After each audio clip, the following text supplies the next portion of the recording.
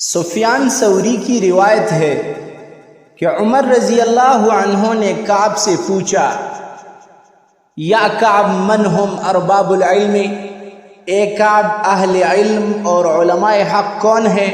تو کعب نے فرمایا، الذین یعملون بما یعلمون، اہل علم اور علماء حق وہ ہے جو اپنے علم پر عمل کرتے ہیں، یعنی جن کے قول و عمل میں تعارض نہ ہو، وہ علماء حق ہے۔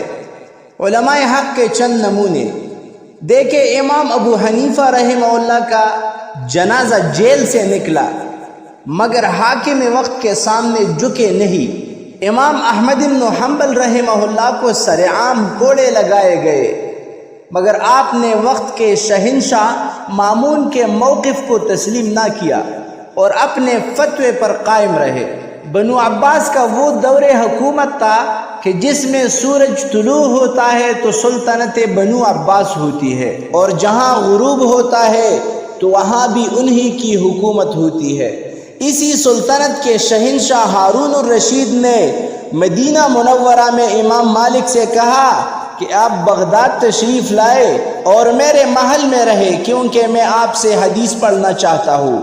امام مالک نے فرمایا، اے ہارون، تو مجھے غلام و اپنا درباری بنانا چاہتے ہو؟